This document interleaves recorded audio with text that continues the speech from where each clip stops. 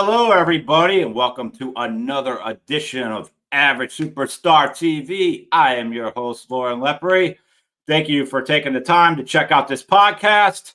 Please hit that subscribe button. Also, remember, every comment, good or bad, is always answered. So feel free to jump in. And this week, we are back in the wrestling world with, I like to call a different topic. There's tons of wrestling shows out there we definitely know of, but this one, in a world where we always know it either leaks or the crowd just got, the audience has got so much more smarter that you could just figure out what was going to happen. And then you're just like, great, I figured it out and it happened. Blah. So today with me is the great Patrick Hackett. What is going on, my friend? I am so excited. This is such a great topic because, like you said, there's a ton of wrestling shows and they talk about the same old. And I think you hit it right off the bat. Everybody knows too much right now. You can't get a surprise past anyone. Exactly. So with that, I will the reveal of what this show topic is actual moments that got you. Like, wow, I didn't see that coming. Like, that one actually got me. There wasn't really so many rumors on the internet. So a lot of this is, pre-internet. And, there's a couple of these, like maybe Patrick doesn't know my list. I know his, but, some of them are like, all right, well, that one I was all right. But maybe there's one or two on my end. He'd be like, I saw that coming, but we're trying to do our best to come up with we came up with a list. It's really no particular order. So no one has to jump in and be like, well, this one was more shocking than this one. We're just going through the list. That's all we are doing. Let's do it. Yes. And for anyone who knows my history with wrestling, me and Hackett go way back to a wrestling age where I was a manager and I was starting to get involved with wrestling matches more. And for the record, I beat up Hackett about 6 times. It was a lot. It was really a lot. It happened so frequently. There was no payback. That Hackett never paid payback. No, I have zero shine back on anyone ever. That's not true. I got some shine back on Crude. I have a win over Chris Crude. Do you? Oh, wow. What company was that, by the way? Maryland Championship, maybe? Something like that. Yeah, I won a tag team match with him and Shaka. Oh, gosh. I'm sure Shaka wasn't stiff at all. Does it surprise you at all that he actually went on to be a shoot fighter and win championships? Yeah. I think that suits him better because he doesn't understand wrestling. Isn't supposed to be that stiff. Lay it in there, man. No need for that. I'll fight New Jack repeatedly if that's what you want to do. I'm shocked. No New Jack moments for me on here. I was actually. I mean, I guess we're doing this. But there's no New Jack moments. But like I've covered the Vic Grimes and New Jack first fall multiple times in the show, so I kind of figured why bring that re up again. But and that's been done to death. Yes, it is. So all right. So with that, we're gonna start off with one of Hackett's picks. Ooh. One of the most infamous, a very infamous moment in wrestling, and with his pick is the curtain call. Your pick, you go, friend. This is what happened in the early days of the internet. So this couldn't have happened before the internet, and it can't happen now. This couldn't happen now. Everyone would know about it. You would know their contracts expiring. And this moment, I remember seeing those grainy pictures on like PW Torch and what happened. What is this all about?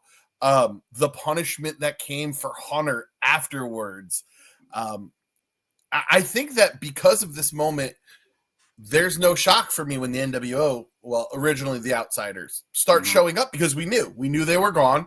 We all saw them say goodbye. And it just was such a weird moment.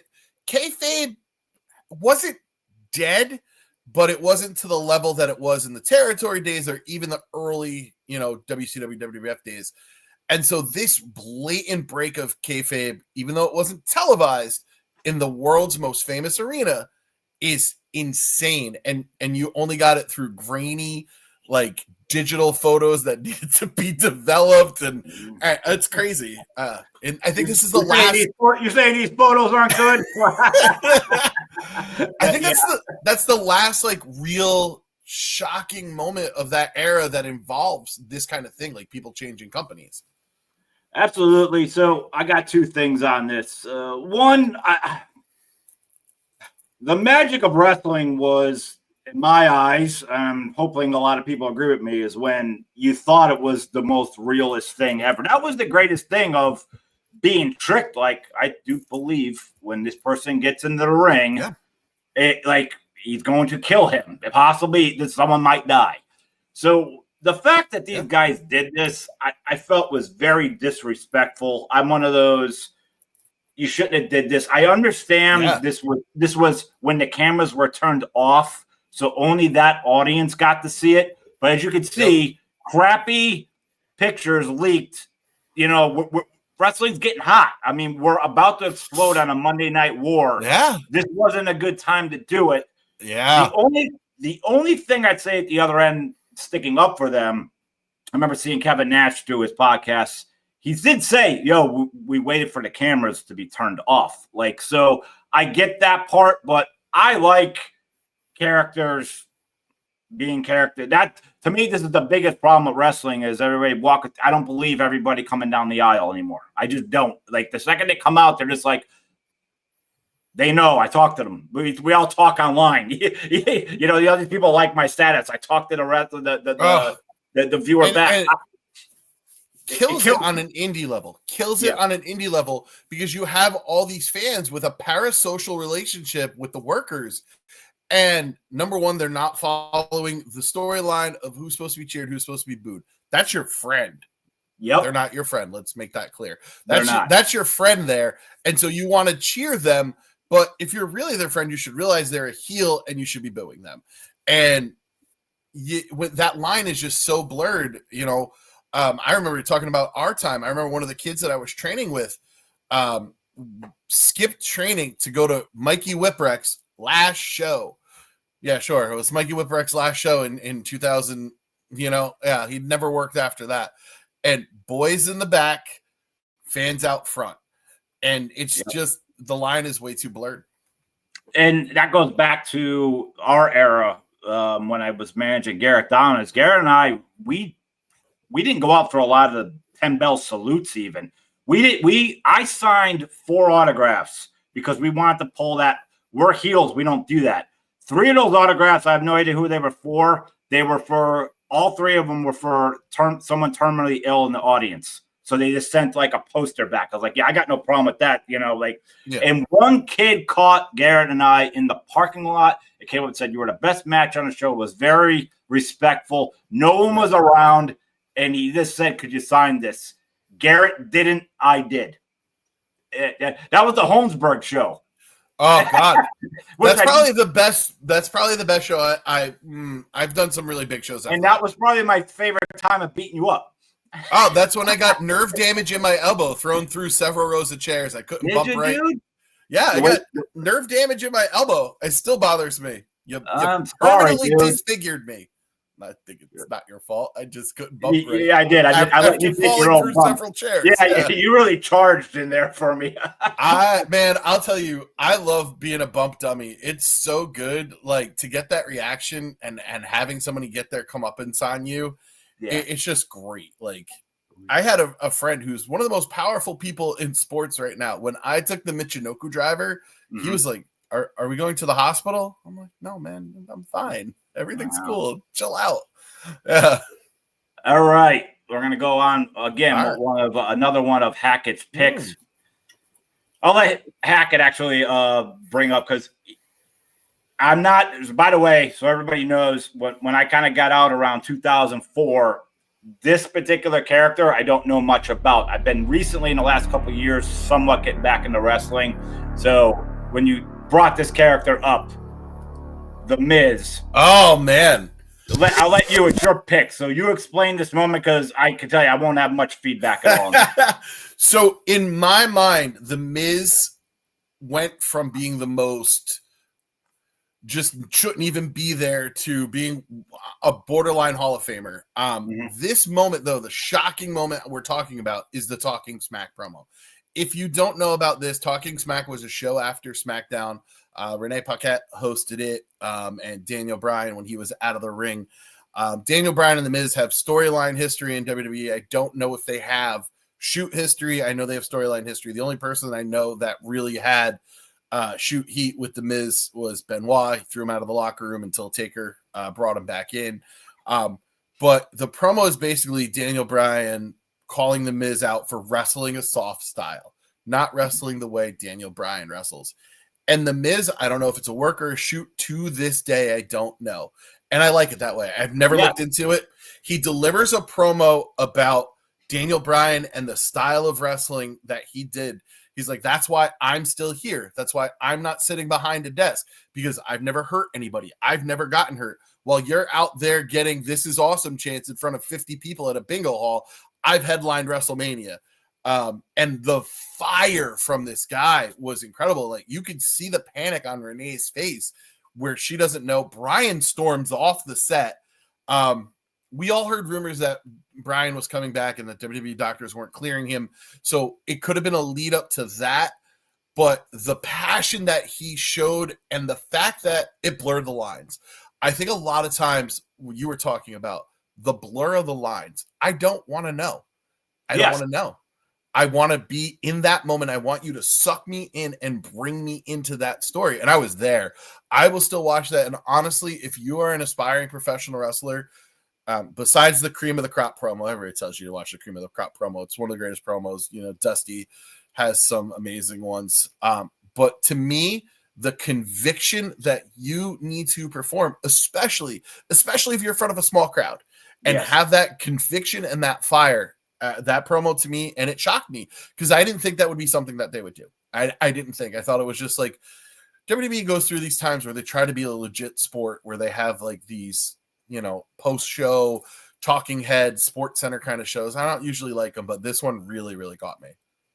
Gotcha. No, yeah, you're completely right. And me, a guy who left wrestling and went into the movie business, I could tell you, a lot of people say, "Did you ever see the making of?" And it's funny because I'm a film director and I should know all the making of, so it makes me a better filmmaker. I don't watch making of if it's something I truly love, because I'll never be able to look at the movie that way. Like, when I'm in there, the story's got me. There's a reason I love this movie. It's ruined. And I'll give a quick example: Aliens. One of my favorite movies, and Great probably movie. everybody listening, you know, there was a quick making of that made YouTube. It's just, everybody has it on their Blu-ray. But there's a part where they said Sigourney Weaver got mad at Bill Paxton when he did his 17-day speech. I guess he kept laughing and kind of blowing the take, and it was like a long day. And Sigourney Weaver said, like, "Come on, let's wrap this up, get it done." And I smiled, and then all of a sudden it popped in my head. I'm like, I'm gonna remember that every time that scene comes up, and I don't want it. That's such an intense. It's an intense moment, that's taken away from me because I peeked behind the curtain. And I don't like that. Just made. Yeah. Yep. It's a hard part of breaking into the business. And when you're back there, I remember O-Dog, when I was like trying to talk to him and like needed me to refer to him by his ring name. And I'm like, bro, I'm back here. Yeah. Like, what are we doing? I'm like, all right, sure, you're O-Dog. I won't call you your shoot name. But it's a weird transition to behind the curtain. You don't want to see how the sausage is made. You're right. It's perfect wording. All right, moving on. Pat, we're going to stick with another one of yours. Oh, man. I'm going to let you go, and then I'm going to cut everybody down. All right? This is considered one of the biggest shocker moments ever in wrestling. Yeah. The streak ending. All you, and then I'm going to address the entire world. All right. I'm excited to hear what you have to say. I never thought it was going to happen. I was at Mania 33. If he didn't lose to Roman in Orlando in the worst WrestleMania in the history of WrestleManias, it is the worst WrestleMania, to the fact that nothing that happened at that show mattered in the next like 3 months. It was completely erased off the face of the earth. It was terrible. To see Brock Lesnar beat him, and honestly, nobody felt it was right. We're like, did he kick out? Is there something we're missing here? And I really never thought. I thought it was going to last forever, or it was going to be Kane, or it was going to be a walk-off. And God, you know what, Taker? I wish you walked away then, because post that, it's been meh at best, meh. Gotcha. All right, All what right, do you got? I'm gonna retort, and anybody who doesn't like what I'm saying, please jump in the comments because I'll go all day with you. First off, like everybody, I don't know anyone who doesn't like The Undertaker. I always said you got your Hogans and you got your Flairs, but you know what? There's times Hogan went to Hollywood, and Flair may have been consistent, but there's been times where Ric Flair in the 90s going forward like really dropped off. But like he's my favorite wrestler. I stuck with him. But I understand he's had some horrible drop-offs. The Undertaker is a guy, the second he was The Undertaker, drew money, never left outside of like surgeries and when he had to. So in my eyes, The Undertaker is the most successful wrestler of all time in my eyes that drew money consistently. Because remember I said Hogan went to Hollywood. He'd pop in and out, and Flair had those fall offs. So I'm going to show that much respect before I rip this down. Wrestling fans, The Undertaker's lost a million times before WrestleMania. You're telling me because it's WrestleMania and he always won? Like that, this guy's face. Oh, God, it's so good. He should be ashamed of himself. Like, dude, it's wrestling, dude. You act like you lost your house or your wife left you. Like, really? I like the look on the crowd. I'm like, you knew this had to happen sooner or later. I was always a supporter of Brock Lesnar in the street, but like you needed someone on his level to beat him because who else was there to do it? Kane was around forever. What would that do now? I don't think it would do anything. I think that's why it was shocking, is because Brock did it, and Brock's always been a superstar, but like and Paul Heyman with him, the way streaming was awesome. You did it. I did like that. I'm just saying, like, guys, like this wasn't Mike Tyson losing to Buster Douglas. Like, you understand, like Taker signed off on this. Like, well, it's not even like the 1, 2, 3 kid upset. It's not that because they're on the same level. Brock's beat him before. Oh my God. I think it was some paper that a Hell in a Cell. And Brock was on top of the cage, and he had Taker's blood and just smeared it across his chest.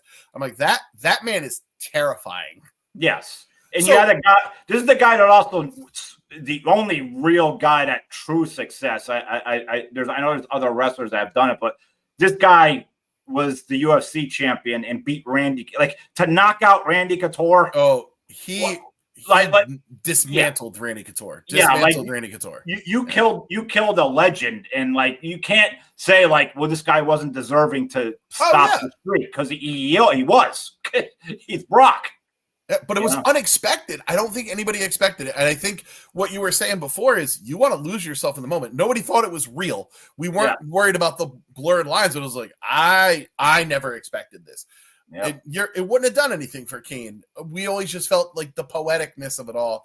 But yeah, I could see that. He did have to lose eventually. I don't know. Some part of my mind is like, maybe Vince would have beat him. Feels like that would have been a Vince thing to do. Come out in the do-rag and break the streak. Yeah. All right, we're gonna go to one of my picks. Oh, I'm waiting. I'm excited. So, let's go. I gotta go back. So everybody knows where I grew up. There was not really wrestling until I was about 10 years old. And I hate to say it, but like I got wise to the game quick. Really? So we're going back to early WrestleManias here, and I guess this is something that would have leaked way more if there was internet. But I was just like, this is just another guy set up for Hogan to beat, and Hogan's never going to lose. But I was not ready for the Ultimate Warrior to beat Hogan. I wanted him to win so badly. So when it happened, I was like, it was a clean win. He did it. He beat him. So yes, I'll go at WrestleMania 6. Warrior beating Hogan. I remember I watched it with my dad. We all went out and bought pizza and soda at like a bar in the back with like another 100 fathers. So when people were split, people were all as kids. We were split down the middle. Like half were Hogan. I was a Warrior because I couldn't stand Hogan. Like I hate to say it, but it's like I knew the playbook. I didn't care.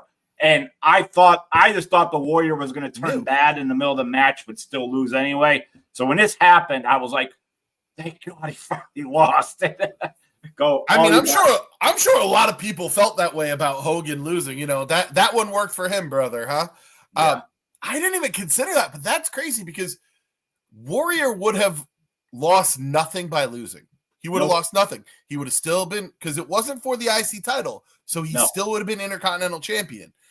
And he still would have had the momentum. You could have had a respect spot, although respect spots didn't become big until a little bit later on. But you could have done the respect spot. Yeah, I didn't think of that. That's really shocking. And especially because, like you were saying, this is pre-internet days. You would have had somebody leak that. Somebody would have leaked it. There would have been press photos with Warrior with the title, things like that. Yep. So, yeah, I could see how that's really shocking, especially in that atmosphere. It's really funny. I was just at one of the casinos in Connecticut today, and they were advertising watch parties for WrestleMania. I'm not really interested in WrestleMania this year, but to be in that experience and with a bunch of people, you got to be in the crowd. You got to be with people. So, I'm a Philly guy. So last year it was in Philly. So I went around to a lot of the events because it was like Thursday on. Yeah. But I watched WrestleMania with the Blue Meanie. He had at the ECW arena. Like he was like the host. It was like $5.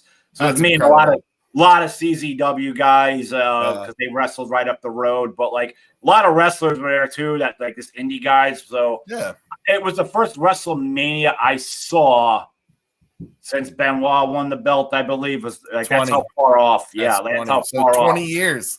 Yeah. So I was. I was also a fish out of water because I was like, I don't know half the card. Like, I don't know. But I had to be a part of it. Like I used to be a wrestler. Like I had to do it. So crazy. But all right. Next one's one of my picks. All right.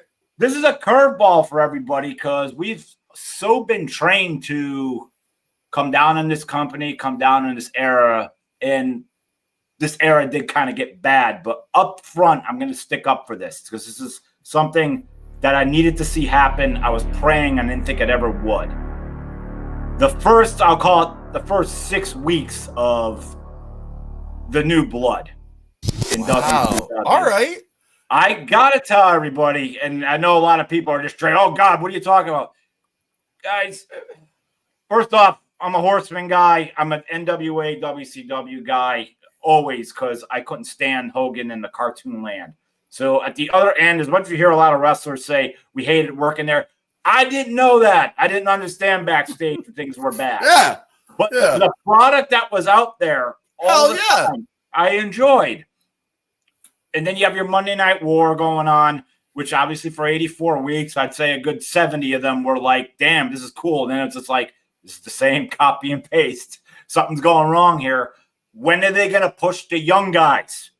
Well, as soon as Vince Russo gets there, let's push Lash LaRue and Norman Smiley and start knocking the old guys, the veterans. I was like, I couldn't believe what was going on. So for those first 6 weeks, I feel you. I loved the new blood. And then once I didn't like the storylines were just like, what happened last week? Then I had to stand with everybody else that hated it because I was just like, but I got to give those first 6 weeks because I couldn't wait for the following week. I'm like, wow, they're doing a tournament now. And it's all young guys that just like, by them. But like, I wanted that. I was like, you need to rebuild this company. You can't just keep reusing it. And they made a point of saying that with the product. They're like, everything changes. The logo, the mat, everything changes because it was rotten from the head down. And they needed to really just turn it on its side. And man, I like that a lot. Air Styles and Air Paris back in the day. Then that's my first introduction to AJ Styles in the Cruiserweight Tag Team Tournament. Yeah, you had 3 count, the insanity that was 3 count. And I love 3 count. And I love that Tank Abbott tried to murder them. Tried to murder them. Yeah, but I like that he also was a fan. Like he was dancing. Like Tank Abbott. God, like, that's a good time. Yeah, all right. And I like Hacksaw Jim Duggan as the janitor. I thought it was like the most comical thing ever. And then WWE stole that with Saturn. They did that with Saturn and Moppy. Yeah. I didn't even realize that. Yeah. I mean, there was a lot of good, but like it was a lot of bad too, like Rey Mysterio and his gang The Filthy taking Animals Flair to the desert, and then next week he's just back, and they never talk about it. I was like, what the hell? I thought it was like a professional hit, you know? I was like, okay, Flair's just back talking about someone else now. I was like, okay. I wonder what would have happened if the Benoit murders didn't occur and Vince had to see through that stupid limo angle. You wonder that. Yeah.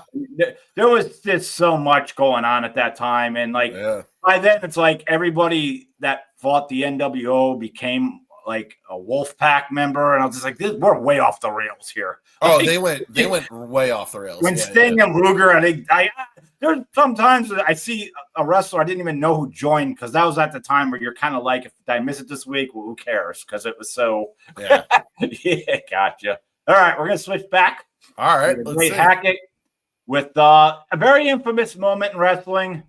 I guess you didn't see this coming. I did, but really? The floor is yours.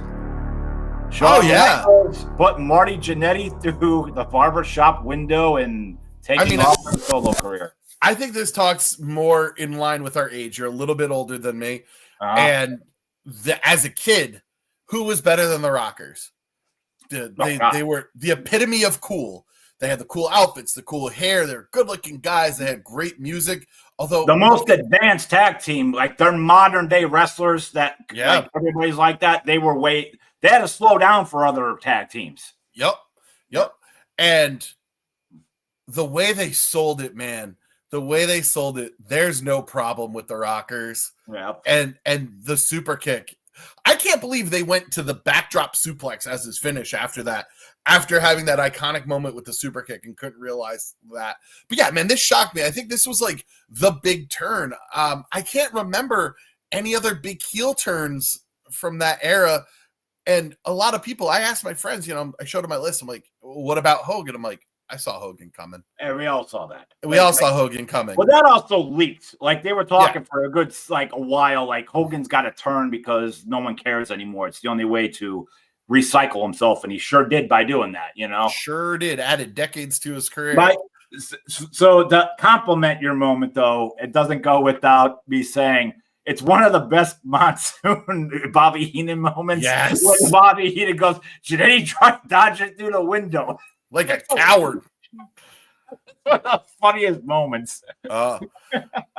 Still, one of my the top thing I do in wrestling that I watch even during I call it my black era where I wasn't watching at all. I would still go to YouTube and put in Monsoon and Bobby Heenan and just watch their comical. Yeah, them two are the best. They have their own TV show. I mean, I don't remember any turn really. Like I think about turns. I had for a while, and then I took it off. I think the Shawn Michaels super kick to The Rock.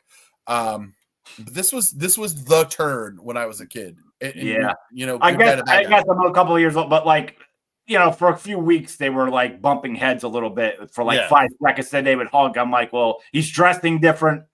Oh yeah, he's not dressing like Marty Jannetty anymore. So smart. Put 2 and 2 together. All right, so we're back to one of my picks. This is something nobody talks about. I'm going to say there's 2 reasons I find this shocking, but I will announce my pick. The big boss man steals. Yeah, the big. It's shocking. Yeah, shocking, but yeah. So the Big Show's father died, and at his funeral, boss man straps and steals his corpse, and obviously it's the Big Show trying to stop this. Here's what I gotta go. All right, let's go. As much as it's like a stupid moment, we're in an attitude era. I thought this was like actually disgusting. Like we're not watching wrestling anymore. Okay. And anybody who lost a father, and at the time my father's now passed, but he was alive then. But I just thought like this is the road we're going down. Like mom and dad's death is. I was like, then I'm like, I don't even think ECW would have did something like this. Like when the door was open to this degree. I don't know. You could look at it and just giggle as you did, but I kind of was like, "What? Like really? Like we're stealing corpses?" Man, for ratings. Boss Man went through a lot of weird stuff because he has the Al Snow dog situation. Yes. Oh man. I mean, that leads to that. I don't remember which comes which. And this ultimately leads to Katie Vick. This leads to Katie Vick. Also, this is by far I like besides his debut. And I did like him as the Angel when he was like fighting Vader in WCW. But I loved him all in the black outfit for this. Yes. He had a really good heel run. Yes. With the silly stuff mixed in, but it was some really good heel work from him, especially he was a face for so long. Even when he was in WCW doing that terrible Guardian Angel gimmick, he was when he was the Guardian Angel, though, when his matches with Vader were stiff fests. I tell everybody to watch like Spring Stampede. Oh yeah, and Slamboree. Them two, I think they liked each other. It was just like lay into me. I'm laying into you. And it's just them two were like, wow, watching two mammoths just kill each other. Oh man, good time. There's Vader. Vader could have been on this list for the "I'm a big piece of shit" moment. That was certainly shocking. Yeah. I just think to me, Vader's in my top 5 wrestlers. Big Van Vader, WCW, Japan. Not WWE Vader. Like maybe the first 5 months, but like once they started jobbing him out, and I think he lost a step, and I think they didn't know what to do with him. And back in the tape trading days, where that helmet, and you're like, "What is this?" And then he's throwing moonsaults. You're like, "All right." When while we're at it, Vader was one of the guys that made me still believe wrestling was real. So I'm like, look at how hard he's hitting this guy with his forearm. I don't never want to fight this guy. What a mammoth of a man. And it sucks because so many people, I hyped him up when, like you probably did when he was going to, they were like, dude, he's going to be the champion for like 5 years straight. Yep. Everybody's after a few months like, dude, that guy sucks. And I'm like, you have no idea. Like you got no idea. You're awesome. Like, you weren't where I was. You didn't send somebody, a bootleg of a Monday Night Raw in order to get this tape from New Japan. Yeah, I mean, there's just so many. I mean, in reality, he carried the company when Flair was gone. Yep. Great matches with Sting. Great matches with Cactus. With everybody. Anyone he touched, he was freaking pure gold. Yeah. All right, moving on back to one of Hackett's picks. All right. Yeah, big moment, and it was verbal. The night Eric Bischoff gave away the ending. Mankind wins the title. This was shocking because I didn't expect that ever to happen. Not Mankind winning the title. One company breaking kayfabe, talking directly about the competitor, and giving away a title change. Stuff I mean, even in the everybody knows what's going on, it's not a sport, it's a work, internet era, who the hell saw this coming? Well, he was doing it for weeks. He was always talking about but because they were taped. I think he just looked at like why would this week be any different, and it backfired. And it backfired like hard. Yeah. I mean, I know he was talking about like some of the recording, but I don't think he gave away anything that was like this level. And I mean, just what a monumental shift. Monumental shift, giving away a title change. Because title changes were so big. They didn't happen. They didn't happen all the time. And especially on television, a world title. I was more about when he said that. I smiled twice. It was like a double smile. Smiled that cool he gave it away, but / like good for frickin' Foley. And I'm gonna have to flip over and at least keep an eye on that because who would ever have thought a guy who really doesn't wrestle would become the champion?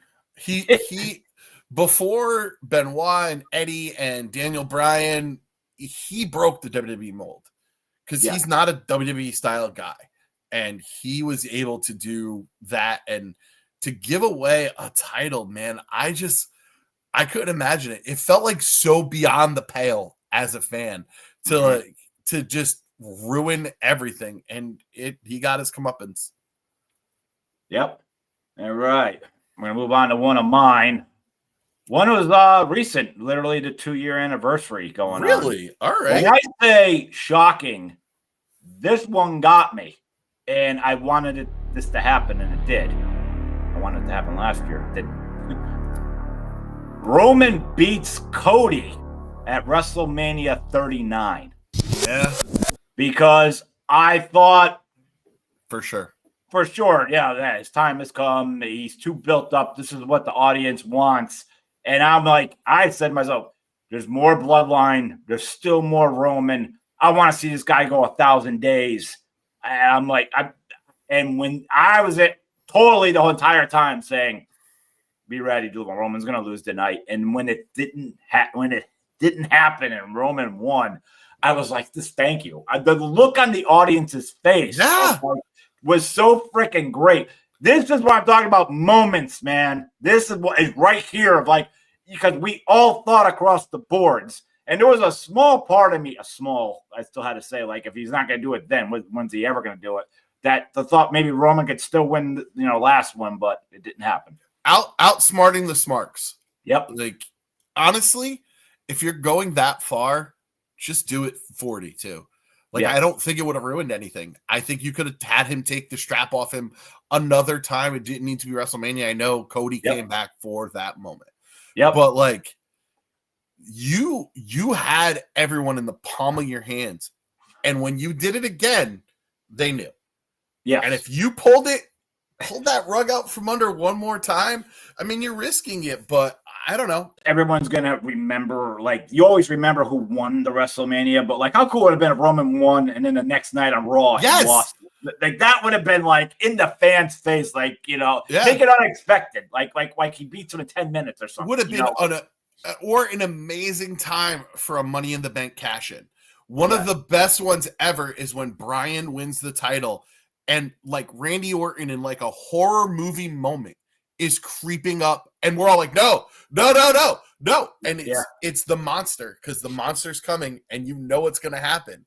So, really good shocking moment. I didn't even think of that, because it was what was expected. It was what was expected, and to buck the trend and to get the buy-in from people who are in the know.